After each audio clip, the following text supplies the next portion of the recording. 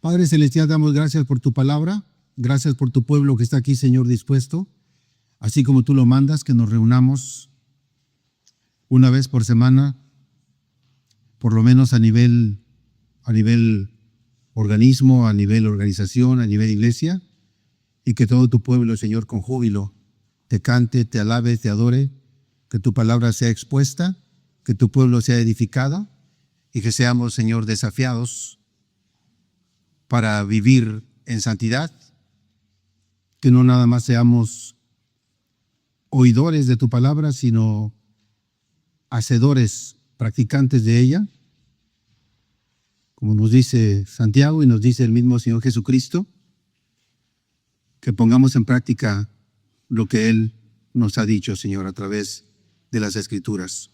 Eso lo podemos lograr, Señor, por medio del poder de tu Santo Espíritu, porque caminamos contracorriente, pero tú nos das el poder espiritual que se necesita para caminar en este mundo de una manera correcta y de una manera que te agrade, dando ejemplo al mundo de que con Jesucristo se puede ser diferente. Bendito seas por los siglos de los siglos. Amén. Amén, hermanos. Entonces ya está en el Evangelio, el libro de Romanos. Vamos a leer los versículos 1 y 2.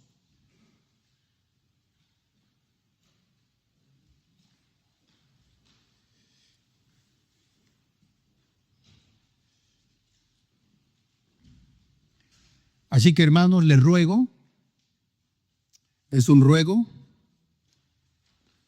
por las misericordias de Dios, que presenten sus cuerpos como sacrificio vivo, santo, agradable a Dios. Este es el culto racional de ustedes, dice. Y el verso 2 dice, no se conformen a este mundo, más bien transfórmense por la renovación de su entendimiento, de modo que comprueben. Tome nota de la palabra comprobar. De modo que comprueben cuál sea la voluntad de Dios, buena, agradable y perfecta.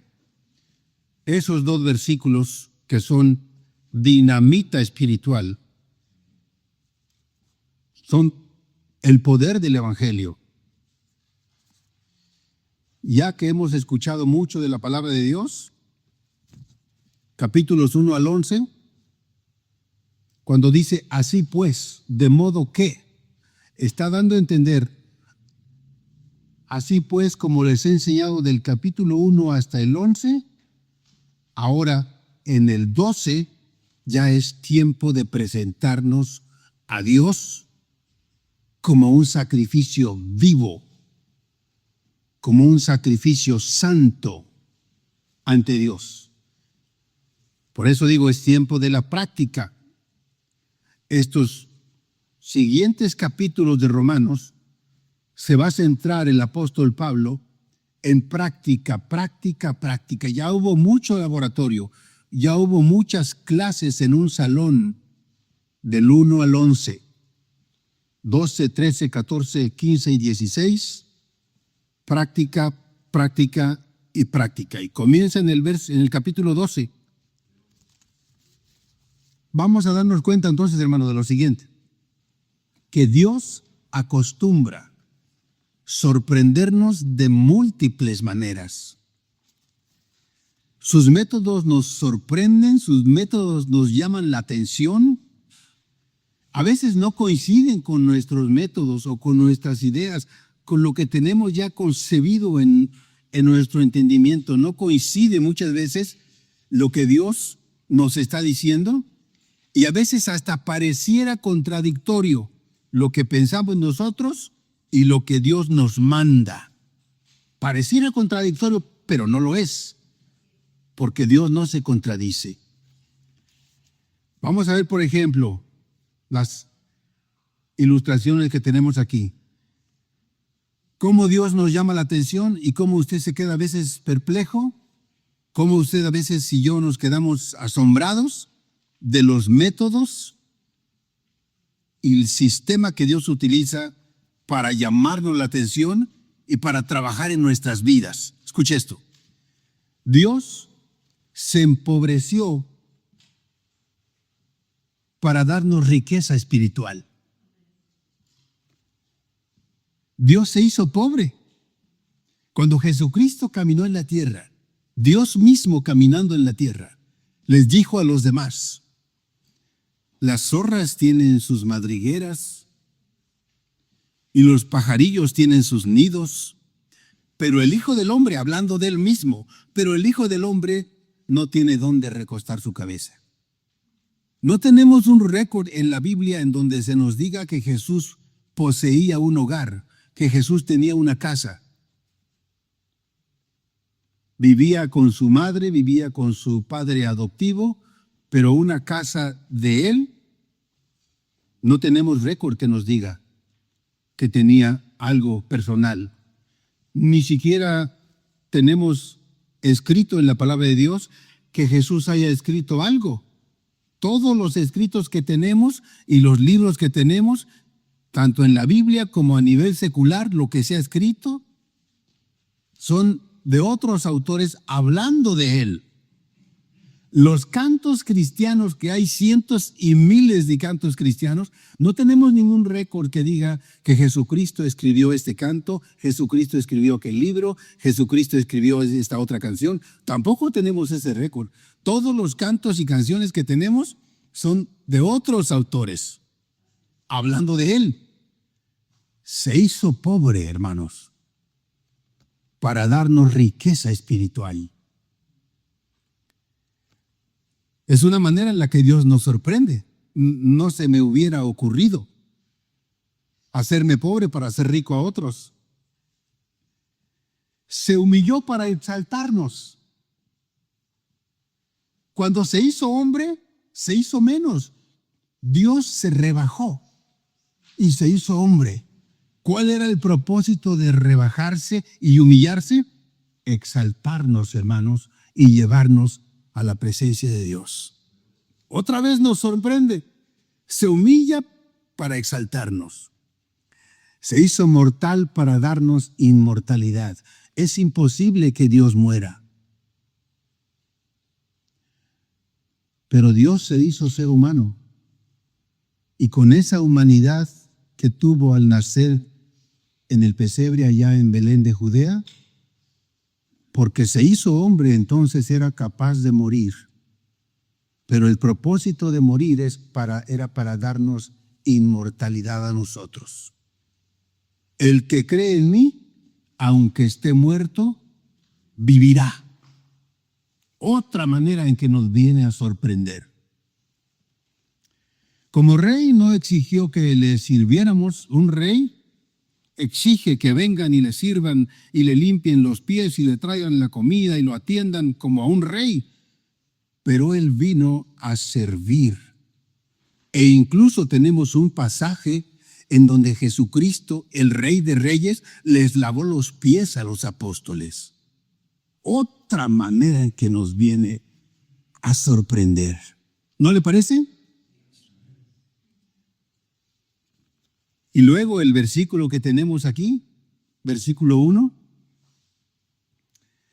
dice que tenemos que presentarnos ahora como un sacrificio vivo. Ahora nos está diciendo a nosotros que tenemos que morir para vivir. Hay que presentarnos como un sacrificio vivo delante de Dios. En el momento que usted muere a usted y permite que Cristo reine en su vida, comienza a vivir la verdadera vida. He venido para que tengan vida y la tengan en abundancia. Dios quiere que disfrutemos esta vida y disfrutemos la otra vida que Él nos ha prometido. Otra manera en que nos sorprende, y es la manera por excelencia en que nos sorprendió y nos sigue sorprendiendo Jesucristo a la humanidad entera, cuando colgó en la cruz. ¿Quién lo hubiera dicho? Morir en una cruz con el propósito de traer fruto. El fruto es dar vida.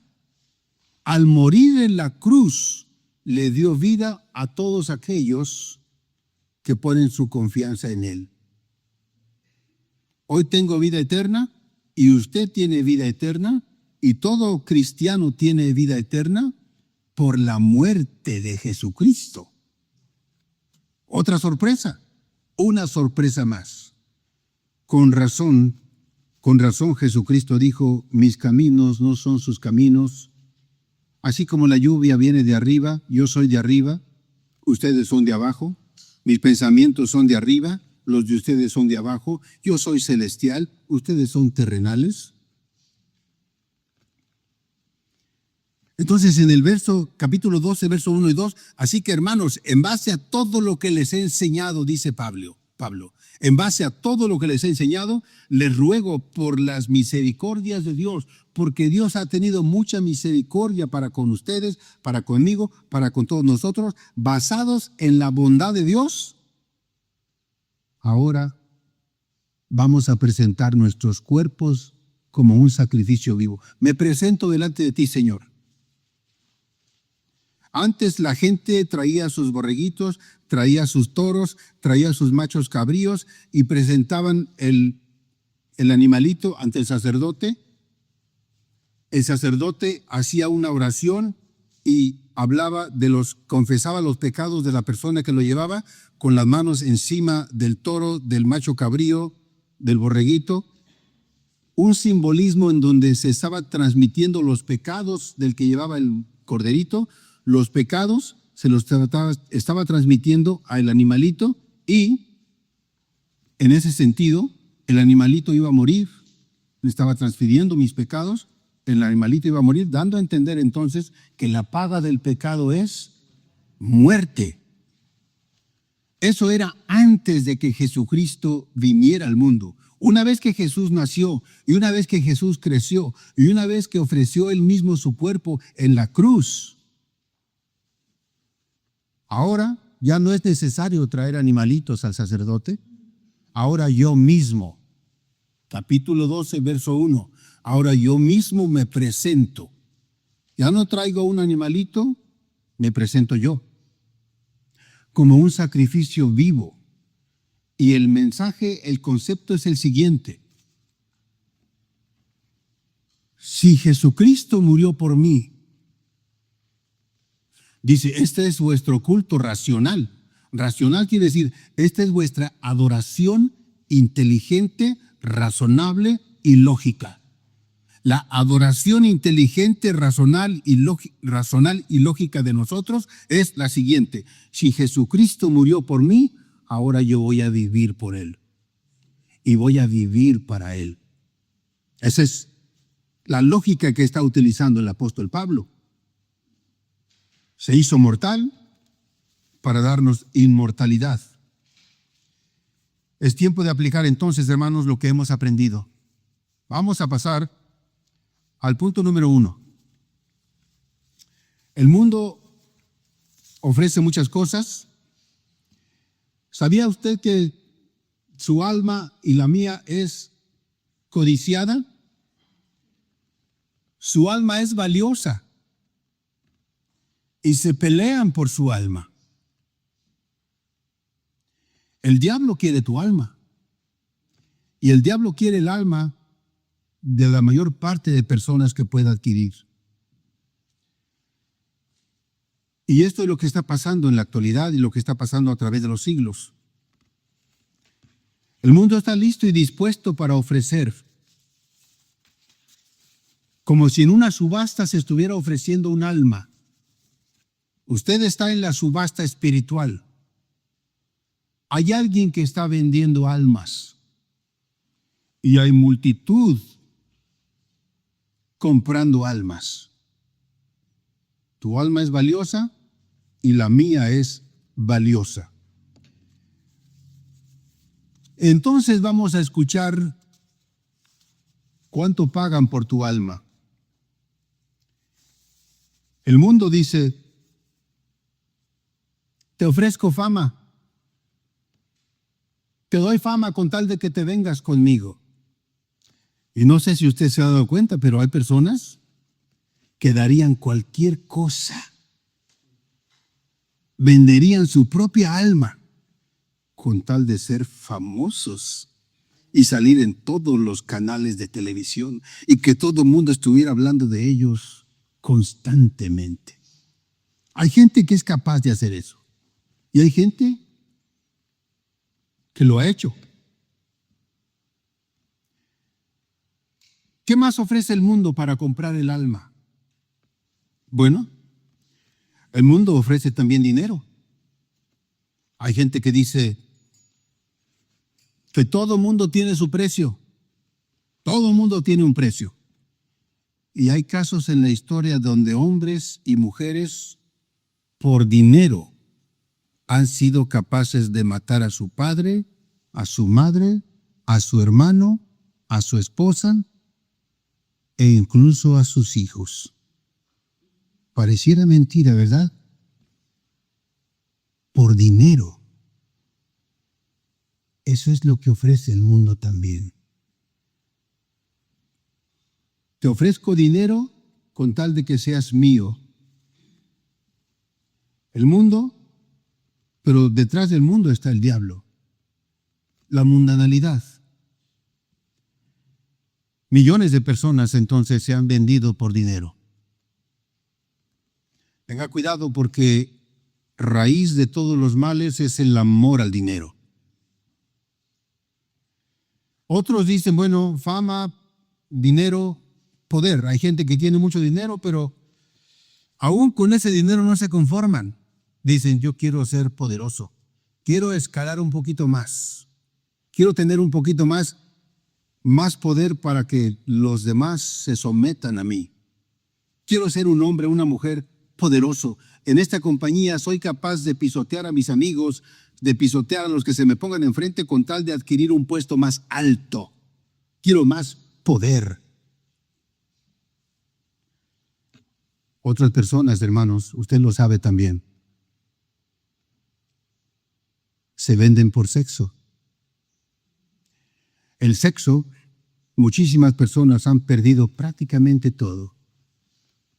En el condado de Orange conocí a algunas personas, un varón que perdió a su esposa, perdió su matrimonio, perdió sus hijos, perdió su trabajo, perdió su salud, perdió una buena reputación, una buena fama, por un momento de placer. Parece increíble, ¿no? Lo que se te promete es que nada más va a ser algo a escondidas que nadie se va a dar cuenta, pero Dios se encarga de traer todo a la luz. El pecado siempre va a ser expuesto por Dios, aunque el diablo te diga que nadie se va a dar cuenta. Cuidado, cuidado. Pero ahí entre la multitud, donde se está vendiendo esa alma, que tal vez sea la suya, tal vez sea la mía, ahí entre la multitud, alguien da más, ya ofrecieron fama, ya ofrecieron dinero, ya ofrecieron sexo, ya ofrecieron poder. Se aparece un personaje que no ofrece nada de eso. Dice, yo compro a estas personas y voy a pagar con mi sangre. Y resulta que el que está vendiendo esas almas es el Dios Todopoderoso. Y el Dios Todopoderoso dice, almas vendidas a Jesucristo y Él ha prometido pagar con su sangre. Vendidas. Usted ha sido vendido. Grábeselo aquí, hermana, hermano. Usted y yo, y todo aquel que conoce a Cristo, ha sido vendido por Dios a Jesucristo. Usted ya no se pertenece, ya pertenezco a Cristo. Soy propiedad de Jesucristo. Me compró con su propia sangre. A ese precio. ¿Pertenezco a Dios? Eso se llama redención. Se llama redimir. Bíblicamente es un lenguaje muy común en la Biblia. He sido redimido, he sido comprado. Escucha esto. Un niñito allá en la montaña comenzó a hacer un barquito con su cuchillo, con madera, hizo un barquito, lo diseñó muy bien y luego fue y lo arrojó al río pensando en recuperarlo inmediatamente, pero la corriente se llevó el barquito. La corriente se llevó su barquito de madera que él había diseñado con sus propias manos. Se lo llevó. Corrió río abajo y se lo llevó y se perdió.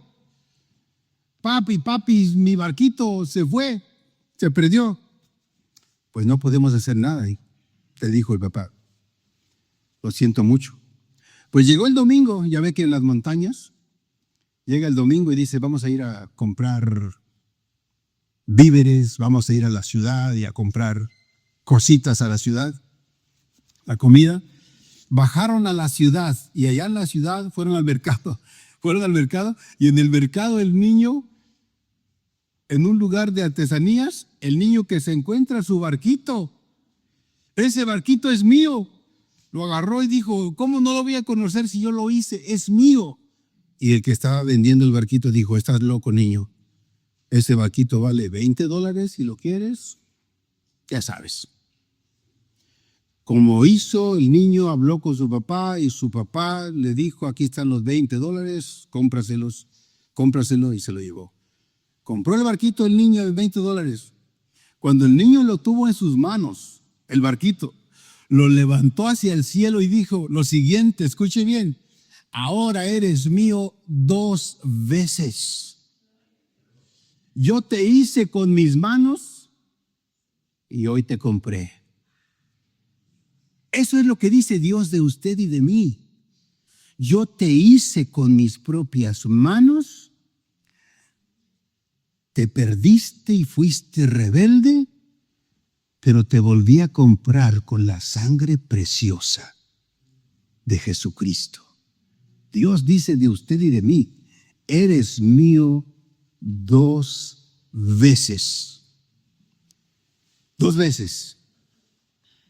Eso se llama redención, recomprar, redimir. Un sacrificio vivo. Debido a la abundante bondad, a gran misericordia, es hora entonces de que nos entreguemos a Jesucristo y vivamos para Él, hermanos, 2 veces. En la paga del pecado es muerte.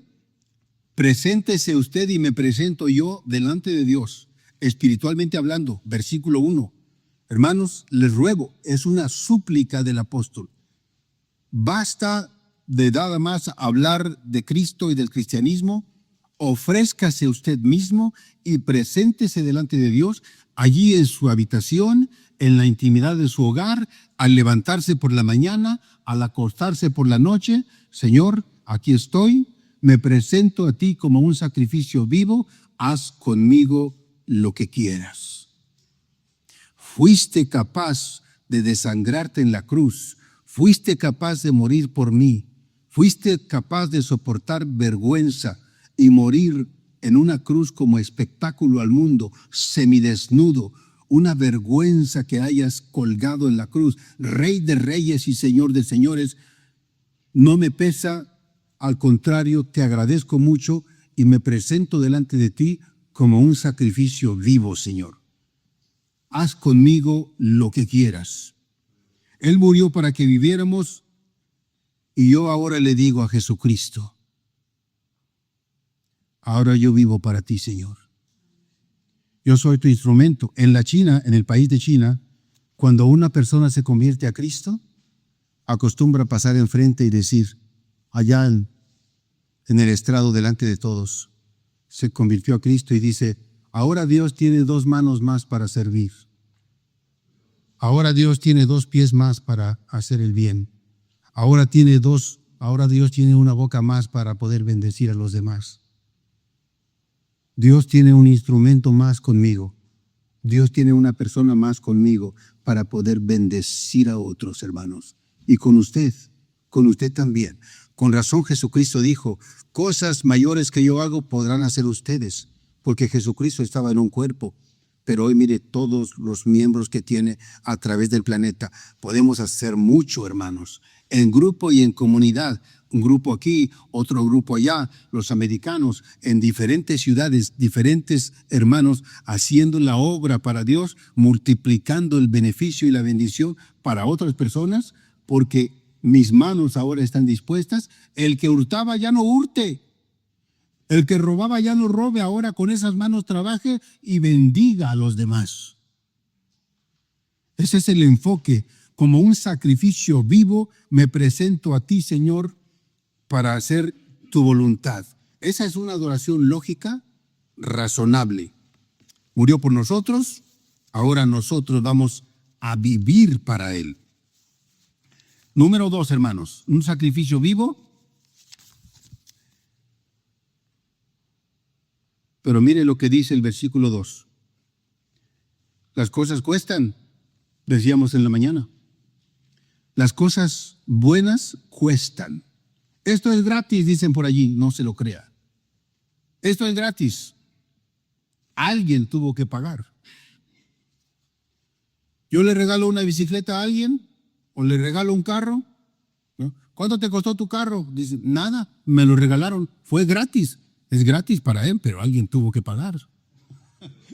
¿O no? Alguien, nada es gratis, hermanos. Nada es gratis.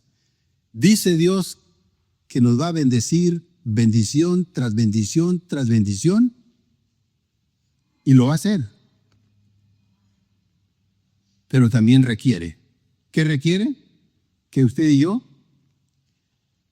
abandonemos la mundanalidad. ¿Qué es abandonar la mundanalidad? Deje de practicar las cosas mundanas. Deje de andar en esas actividades que solamente incitan al pecado, que incitan a la rebeldía y que no contribuyen al crecimiento espiritual. Dice, no se conformen a este mundo, versículo 2. No se conformen a este mundo, más bien transfórmense por la renovación de su entendimiento, de modo que comprueben cuál sea la voluntad de Dios, buena, agradable y perfecta. No se conformen, no se amolden, no se acomoden, no practique lo que anda practicando el mundo. Robo, mentira, insinuaciones sucias, corrupción, usted sabe todo lo que hay allá. Inmoralidad al por mayor. Fornicación y adulterio al por mayor. No se conforme, no se amolde a las prácticas de este mundo. Eso es lo que Dios espera de usted y de mí, que seamos hombres y mujeres separados. El mundo tiene sus propias reglas. El mundo en que vivimos ejerce un reino antagonista, hermanos, allá afuera. Es un reino antagonista, un reino enemigo de Dios. Y el apóstol, el escritor Santiago dice que el que se constituye amigo de Dios, automáticamente se hace, amigo del mundo, automáticamente se hace enemigo de Dios. Hágase amigo del mundo y automáticamente, cuando digo mundo me refiero a las prácticas mundanas. Automáticamente nos hacemos enemigos de Dios. Los deseos de la carne son los... ¿Cuál método utiliza el diablo? El método que utiliza el diablo es un método muy efectivo. Porque hemos dicho muchas veces que el diablo será perverso, sucio, malo y lo que usted quiera, pero tonto no es inteligente. Y el método que utiliza es muy seductivo, es muy efectivo, apelando a lo que a usted le gusta. ¿Cuál es el método que utiliza? 1 Juan 2:16 dice, los deseos de la carne, los deseos de los ojos y la vanidad de la vida. Ese es el método que usa el diablo. Los deseos de la carne, los deseos de los ojos y la vanidad de la vida. Lo que usted observa a nuestro alrededor. Lo que usted observa en Hollywood, lo que usted observa en las prácticas mundanas, vamos a ver quién tiene más, vamos a ver quién es más influyente, vamos a ver quién es más poderoso, vamos a ver quién tiene más casas, hay que ver quién tiene más carros, hay que ver quién es más famoso, hay que ver quién es más, la vanidad de la vida. Esto es lo que el diablo utiliza, lo que el diablo apela a nuestros deseos. El ojo no tiene fin. El deseo de los ojos. Usted va a una tienda, en las estrategias de allá afuera, los hombres que no conocen a Dios, que son comerciantes profesionales, han hecho estudios de mercadotecnia y saben exactamente cómo convencerle a usted para que compre lo que usted no necesita, para que se endeude con crédito, aunque usted no tiene para pagar. Después va a andar sufriendo, pero qué bonito se siente. ¿Dónde firmo? ¿Dónde firmo? ¿Me los puedo llevarlos todos? ¿Dónde firmo? Después vienen los dolores de cabeza. Los deseos de los ojos, los deseos de la carne, los deseos de los ojos y la soberbia de la vida. ¿Cuántas cosas? Le voy a decir la verdad. Tengo varios libros en mi casa que ahí los tengo porque me parecieron muy atractivos y no los he abierto. Tengo algunas ropas, algunas camisas, algunas playeras allí que me parecieron preciosas cuando estaban colgando. El deseo de los ojos. Estaban colgando en el estante allá en la tienda y no me las he puesto. No le quiero decir que tengo muchos zapatos porque va a decir, oye, ¿por qué no te los traes? Y traes los más viejos que te encontraste. Zapatos no tengo muchos todavía, pero voy a tener. Deje que vaya a la tienda. Pero los deseos de los ojos no tienen fin. No tiene fin. Vaya usted a la tienda. Es más, hágase un autoexamen, hermano, hermana. Y ahorita váyase a su casa, ahí en su mente, váyase a su casa y encuentre 2, 3, 4, 5, 6, 10 cosas que usted ha comprado y que no necesitaba. Pero en la televisión decía, al 50%, compre 2, le regalamos una. Y el que estaba anunciando el producto decía, te lo mereces. Te lo mereces. Estás en Estados Unidos. No te limites. Eso déjalo para otros. Estás en Estados Unidos. Y ya trabajaron en mis deseos. Los deseos de la carne, los deseos de los ojos y la vanidad de la vida. ¿Cómo me voy a ver en ese BMW? Me voy a ver, aunque esté feo, me voy a ver guapo. Me voy a ver joven. ¿Cómo? La vanidad de la vida. ¿Ah? ¿O no? Me lavaron el cerebro. Me lavaron el cerebro y ahí estoy. ¿Dónde firmo? ¿Dónde firmo? Una vez fuimos con mi esposa al dealer, ya sabiendo cómo son de astutos los vendedores, le dije a mi esposa, mira, vamos a ver nada más, vamos a ver, ¿ok? A ver, no tenemos dinero, hay que ver. Si por alguna razón me marea el vendedor, me medio aturde, tú rápido sales y dices, ¿sabes qué? Una llamada de emergencia, tenemos que irnos. Porque si me ves queriendo firmar, una emergencia, porque se ponen muy necios, no sé si a usted le ha pasado. ¿Ah? Ya estaba con un carro amarillito, precioso, deportivo. Yo no necesito un carro deportivo. No lo necesito, pero estábamos viendo. Y estaba ya con la mano y con el contrato. Y dije, ¿qué pasó? ¿Cómo le hago? Es que se ve precioso. Y mi esposa, llamada de emergencia. No, qué emergencia ni qué nada. Este hombre ya me convenció. Total, tuvimos que salir, hermanos, pero ya estaba súper mareado. Son astutos. No más queremos ver, dice, no. Súbase al carro, siéntese, manéjelo. Yo no gano.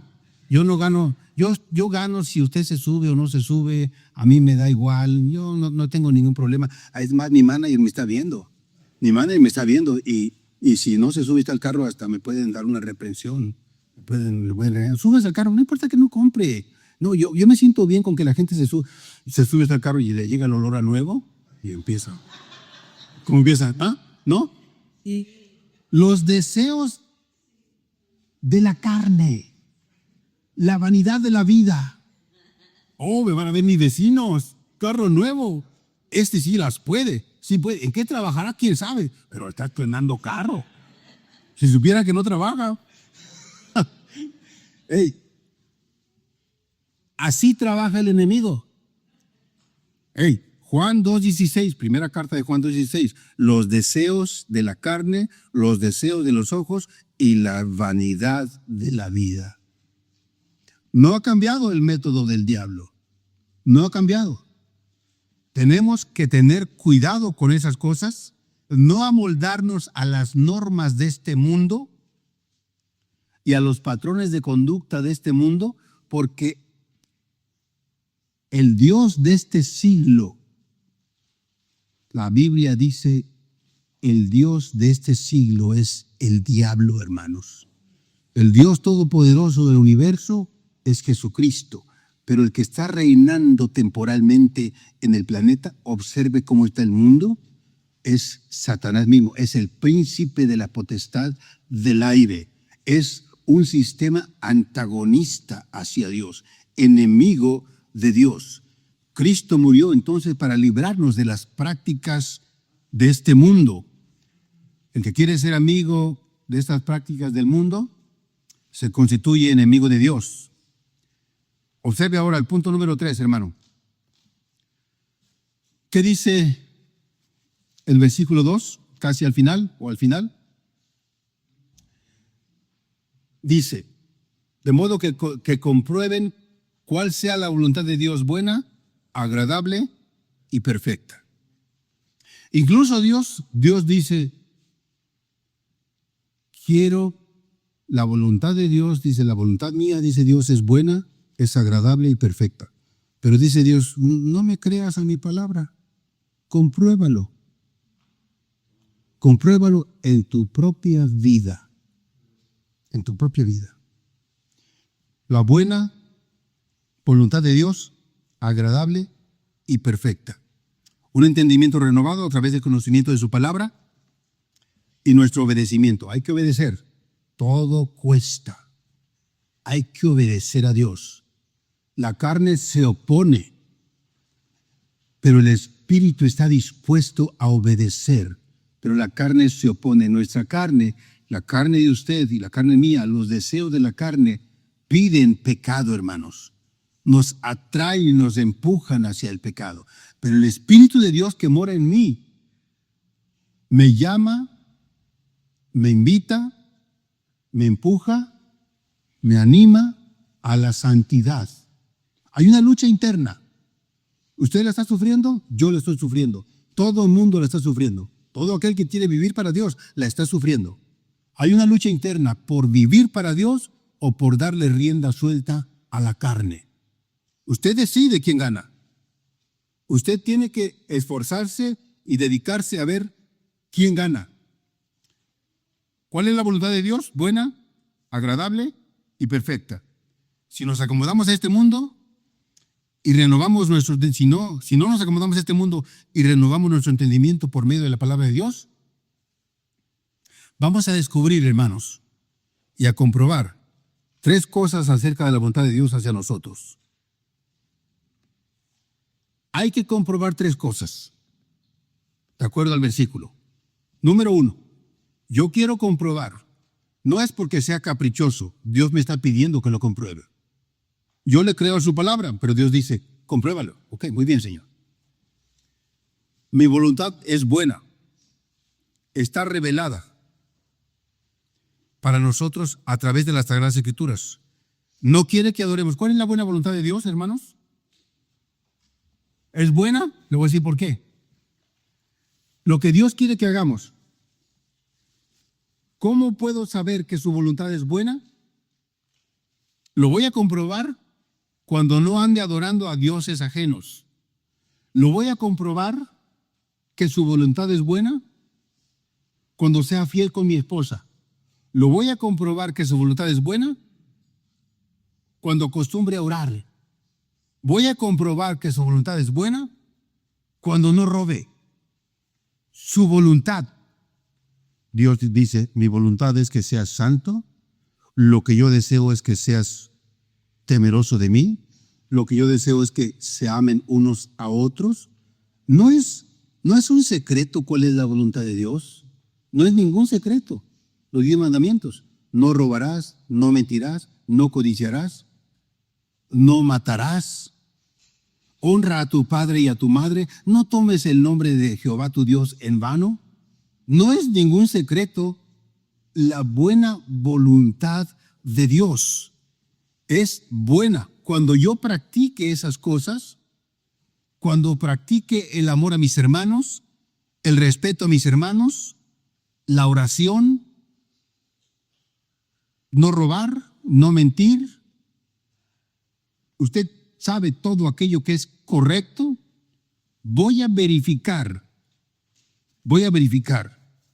que la voluntad de Dios es buena.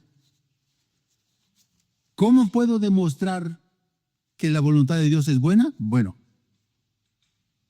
cuando yo ande robando, cuando yo ande mintiendo, cuando ande diciendo palabrería sucia, cuando sea un fornicario y un adúltero, cuando mi vida esté de cabeza, cuando mi vida sea un infierno, porque decidí ir en contra de lo que Dios me decía, me voy a dar cuenta, hermanos, que la voluntad de Dios, como Él me la dio, era buena y es buena, y voy a comprobar. Pero no necesito llegar a esos extremos. Ya estoy viendo alrededor. El sabio observa a aquel que cayó en el hoyo y dice, yo le voy a sacar la vuelta a ese camino. Yo me voy a ir por otro lado, porque aquel cayó en el hoyo. Si ya estoy viendo cómo le va a la gente que no teme a Dios y que hace todo lo contrario a lo que Dios pide, ¿por qué me voy a arriesgar?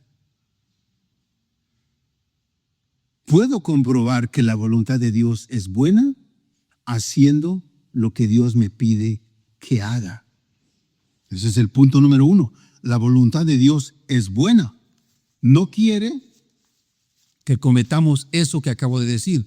Adulterio, que robemos. No quiere que andemos codiciando. Esta es la voluntad de Dios y es buena porque al final de mi vida, hermanos, cuando yo esté en mi lecho de muerte, dando mis últimas palabras, voy a morir en paz. No voy a tener remordimiento de conciencia. No voy a pensar, desperdicié mi vida. Me voy a arrepentir de muchas cosas. Seguramente el día de mi muerte, si Dios me da oportunidad de meditar, me voy a arrepentir de muchas cosas el día de mi muerte. Pero no me voy a arrepentir de haberle obedecido y de haberme entregado a Jesucristo y de entregarle mi vida. De eso no me voy a arrepentir, hermanos, jamás. Lo mejor que he hecho en esta tierra, en estos 63 años de vida, lo mejor que he hecho en este mundo es consagrar y entregar mi vida a Jesucristo. De eso jamás me voy a arrepentir, ni hoy ni en el día de mi muerte. Esa es, ¿por qué? Porque la voluntad de Dios es buena. Número 2, la voluntad de Dios dice también allí que es agradable. Es agradable a nosotros si nos proponemos caminar dentro de su voluntad. Propóngase caminar dentro de su voluntad y usted va a verificar, como decía el salmista en la mañana que leíamos Salmo 1 y 2, Salmo capítulo 1, versos 1 y 2. Es un deleite. Voy a disfrutar. La voluntad de Dios es para disfrutarla. Es agradable. No tendremos que preocuparnos entonces. Si estoy practicando la voluntad de Dios, yo voy a verificar y comprobar, porque Dios me ha pedido que compruebe que su voluntad es agradable. Me siento satisfecho, hermanos. En Cristo estoy satisfecho y en Cristo estoy completo. Hay grupos allá afuera que dicen, ¿ya recibiste a Cristo? Necesitas algo más. Y por eso andan buscando hacer maromas, hablar en lenguas, pegar brincos, hacer milagros, porque Jesucristo no es suficiente. Cuidado, eso es un grave pecado. Es ofender a Dios. ¿Que Jesucristo no es suficiente? ¿No le parece una ofensa? En Cristo estoy completo. En Cristo estoy satisfecho. En Cristo estoy contento. En Cristo no necesito más. Decir que estoy incompleto en Cristo es, y por eso muchos andan haciendo muchas cosas pensando en que le van a agregar a la salvación. Soy salvo porque Jesucristo murió por mí y porque me porto bien. Entonces, eres salvo por dos cosas, porque Jesucristo murió por ti y porque te portas bien. O sea que Jesucristo no fue suficiente. Me porto bien como consecuencia de que Jesucristo murió por mí. Es un efecto de mi relación con Cristo. Pero no me porto bien porque quiero ser salvo. Porque soy salvo me porto bien. Tenemos que hacer esa distinción muy clara, hermanos. No necesito más. En Cristo estoy completo. En Cristo estoy lleno. Tengo la llenura de Jesucristo y puedo tener la llenura del Espíritu Santo, pero la llenura del Espíritu Santo se recibe y se adquiere en la medida que voy obedeciendo a Dios. El Espíritu Santo me tiene a mí. ¿Tengo yo la llenura del Espíritu Santo? Eso depende de mi obediencia. Hay mucho vacío espiritual en algunos cristianos porque siguen coqueteando con el pecado. Pero entréguese más y más a Jesucristo y el Espíritu Santo vendrá más y más a tu vida. En cuanto más tengas de Dios, si te llenas de Dios, no habrá espacio para mundanalidad, porque estás lleno de Dios. Pero si estás vacío, tienes mucho espacio para la mundanalidad. Usted decide. La voluntad de Dios es agradable. Estoy agradecido y me siento contento porque he verificado a través de los años que la voluntad de Dios hacia mí es agradable. Dios tiene buenos planes para conmigo y para con usted, por supuesto. Ahora, hay una tercera parte. La voluntad de Dios es perfecta, buena, agradable y perfecta. ¿Qué quiere decir eso? Que la voluntad de Dios no tiene ningún error. No tiene ningún error. Completa, sin tacha, sin mancha, sin defecto. Y Dios nos ha puesto a prueba. Escuche bien, hermano. No nada más quiere que comprobemos su voluntad, sino que Dios también nos pone a prueba a nosotros. Dios ha puesto a prueba a través de los siglos a diferentes personas. Los ha puesto a prueba. Y esto es lo que Dios ha encontrado. Y esto es lo que estos hombres y mujeres han encontrado después de que fracasaron. Los ángeles, escuche bien, los seres espirituales, los ángeles fueron puestos a prueba y fallaron. Hubo un grupo de ángeles celestiales que se rebelaron contra Dios. Fueron puestos a prueba por Dios. Se rebelaron contra Dios y se convirtieron en demonios. Reprobaron. Causaron un caos en el cielo, fueron expulsados del cielo, se convirtieron en demonios, y hoy esos ángeles que son demonios, que algunos están en calabozos profundos, escondidos por Dios, encerrados por Dios, hoy esos ángeles perversos y malignos que están encadenados en prisiones eternas, hoy ellos saben que la voluntad de Dios era perfecta, pero ellos la distorsionaron. Y hoy es demasiado tarde para ellos. En la Biblia no hay ningún versículo, absolutamente ninguno, que dé una esperanza de salvación para los demonios. Ellos están perdidos eternamente. Hay otros demonios que andan sueltos, perdidos eternamente también. No hay esperanza para ellos. Cayeron en su pecado y hoy han comprobado que reprobaron y es demasiado tarde para ellos. Ese es en el área espiritual, pero bajémonos un poquito. Bajémonos un poquito. Los ángeles fueron probados, fallaron. El ser humano, Adán y Eva, en el jardín del Edén, ¿qué tenían alrededor Adán y Eva? Perfección. Tenían perfección. No nada más tenían perfección, tenían un Padre perfecto.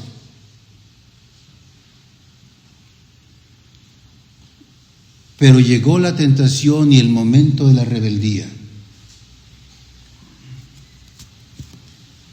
Y Adán falló. Y Eva falló. Y arrastraron a la humanidad. El pecado original de Adán y Eva fue transmitido a toda la humanidad. Adán y Eva, como representantes de la raza humana, transmitieron su pecado y arrastraron a toda la humanidad, incluido usted, incluido yo, incluidos los niños y bebés que están naciendo en este momento, todos. Bueno, hay una excepción nada más.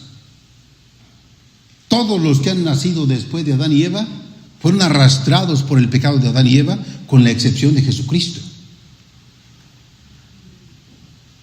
Todos los demás hemos sido arrastrados por el pecado de Adán y Eva.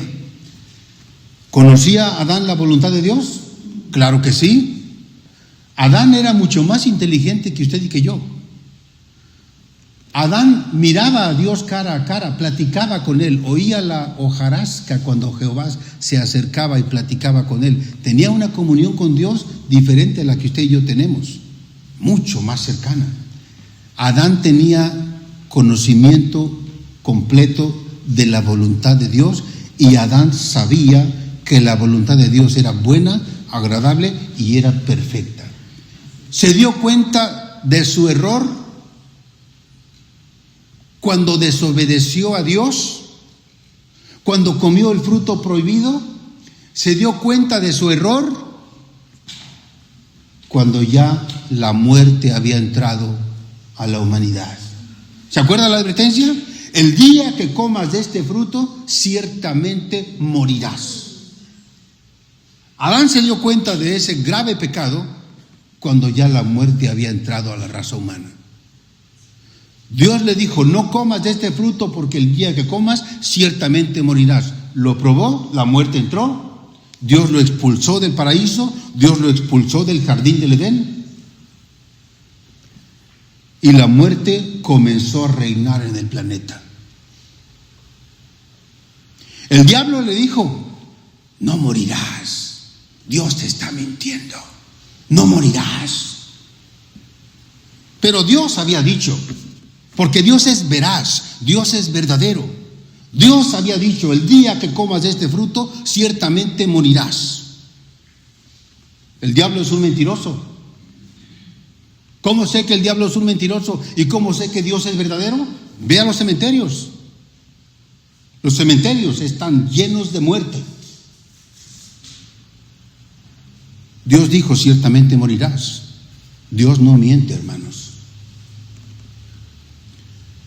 Dios puso a prueba a Adán y Eva. Dios puso a prueba a los ángeles. Los ángeles fallaron, hoy son demonios. Adán y Eva vivían en paz, tenían vida abundante, cayeron en pecado, hoy reina la muerte.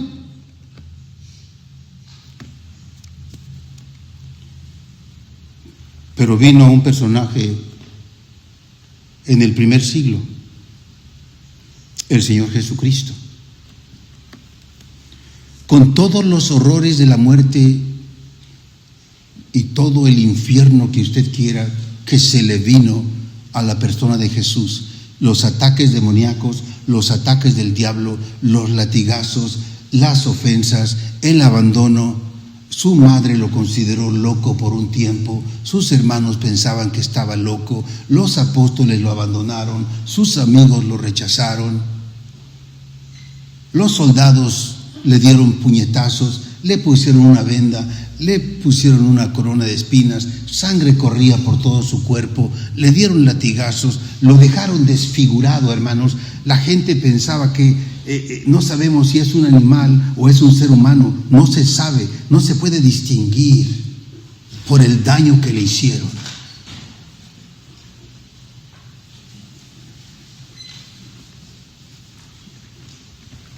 Pero Jesús cumplió lo que nadie pudo cumplir. Él cumplió y demostró que la voluntad de Dios es perfecta. Hoy en el cielo, sentado a la diestra del Padre, mira hacia abajo Jesucristo, le mira a usted y nos mira a nosotros, mirando desde arriba, diciendo: la voluntad tuya, Padre, es perfecta.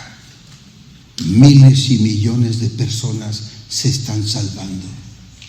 No me duele.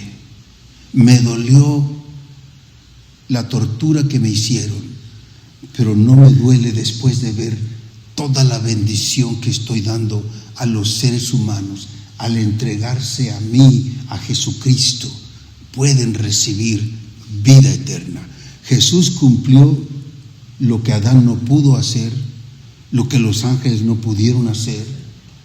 Fue puesto a prueba y aprobó. Aprobó con honores el Señor Jesucristo. Pues el versículo dice: y comprueben si la voluntad de Dios es buena, es agradable y perfecta. Los demonios, los ángeles que se convirtieron en demonios, Adán y Eva fallaron, Jesucristo no falló. Pero miren, el mundo entero, los grupos de incrédulos, donde usted estaba antes, donde yo estaba antes, allá afuera, están demostrando y comprobando que la voluntad de Dios es perfecta. Lo están comprobando en su dolor y en su sufrimiento, en su desgracia. Yo le ruego, por favor, manténgase firme en obediencia a Dios, porque si no lo hace, hermano, usted va a comprobar con dolor en su persona, usted va a comprobar que lo que Dios dice es verdadero y lo que el diablo y el mundo te insinúan es falso, es falso. El mundo incrédulo está comprobando y demostrando que Dios es verdadero. Yo veo su dolor y veo su sufrimiento, no tienen esperanza, se refugian en algo ficticio, se refugian en la fama, se refugian en el dinero, se refugian en el sexo, se refugian en el poder, se refugian en tantas cosas, pero están vacíos, hermanos. Espiritualmente están vacíos. Son más ricos que yo económicamente, tienen más casas, tienen más carros, pero en su interior, hermanos, los veo vacíos, los veo sufriendo. Yo sé que si se dieran cuenta darían darían sus posesiones, darían sus casas, darían lo que sea con tal de tener la paz de Dios, el amor de Dios, y con tal de que me contaba un amigo allá en Fullerton, las cosas que yo diera para sacar a mi hijo de las drogas, para sacar a mi hijo de la cárcel, para sacar a mi hijo de ese hospital donde está internado por un accidente automovilístico que tuvo y está luchando por su vida. Lo que yo daría. El mundo está comprobando y demostrando, y ellos lo saben que lo que Dios manda es correcto y es verdadero, pero han sido arrastrados, hermanos. Necesitan escuchar y mirar que sí se puede. Usted es un ejemplo vivo y yo de que con Jesucristo sí se puede. Ellos dicen que es imposible. Todo el mundo lo hace, todo el mundo miente, todo el mundo roba, todo el mundo fornica, todo el mundo es un adúltero. Con Cristo se puede ser diferente. Se puede ser diferente. Y Dios le quiere usar a usted y me quiere usar a mí como ejemplo para que ellos vean que sí se puede. Ahora, no nada más los incrédulos. Escuche bien. Usted no es incrédulo. Usted cree. Y yo creo. Dios dice: quiero que compruebes y demuestres al mundo que Jesucristo es tu Señor y Salvador. ¿Está usted dispuesto a exponerse a la prueba que Dios pone? Usted dice: no estoy dispuesto. Pues qué lástima, porque ya Dios lo puso. Dios te está observando desde que te levantas hasta que te acuestas. Una vez al año, todos los días. La gran pregunta es la siguiente, hermano. ¿Pasará usted la prueba? ¿Pasaré yo la prueba? ¿O voy a correr el camino de los demonios que fracasaron? ¿O voy a correr el camino de Adán y Eva que fracasó? ¿O voy a regresar a la actividad de la gente incrédula? Dios me está poniendo a prueba todos los días. Todos los días. Mañana voy a demostrar y voy a comprobar. Dios quiere que compruebe mañana que la voluntad de Dios es perfecta, es buena y es agradable. Y el día martes, el día miércoles y el día jueves y la siguiente semana y el siguiente mes, hasta el día que yo me muera, voy a comprobar, hermanos, si me mantengo firme. Voy a comprobar que la voluntad de Dios es buena, es agradable y es perfecta. ¿Quiere usted fracasar? ¿Quiere usted demostrar lo contrario? ¿Quiere usted llegar al último día de su vida y ser un hombre amargado? ¿Un hombre o una mujer desesperado? ¿Morir en desesperación? ¿Por qué? ¿Por qué abandoné a mi Señor? ¿Por qué me salí del camino de santidad donde Dios me había puesto, si en el 2026 todavía yo caminaba firme? ¿Por qué? ¿Dónde se me ocurrió? Si bien me estuvieron diciendo que tuviera cuidado con la vanidad de la vida, con los deseos de la carne, con los deseos de los ojos, que el diablo no descansa, que el diablo está atacando. ¿Por qué? ¿Por qué me aparté? Recíbalo como una advertencia el día de hoy, hermano, para que en aquel día que usted se esté despidiendo de este mundo, usted tenga paz y esté satisfecho y usted pueda decir: estoy comprobando y he comprobado el último día de mi vida que la voluntad de Dios es buena, es agradable y es perfecta.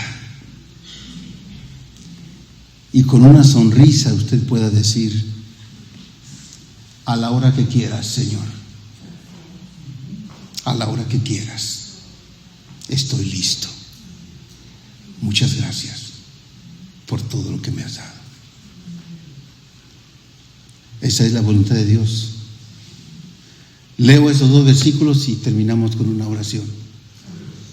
Romanos 12, 1 y 2. Dice así: así que, hermanos, les ruego por la misericordia de Dios que presenten sus cuerpos como un sacrificio vivo, santo y agradable a Dios, que es el culto racional de ustedes. No se conformen a este mundo, más bien transfórmense por la renovación de su entendimiento, de modo que comprueben cuál sea la voluntad de Dios, buena, agradable y perfecta. Muchas gracias, Padre Celestial.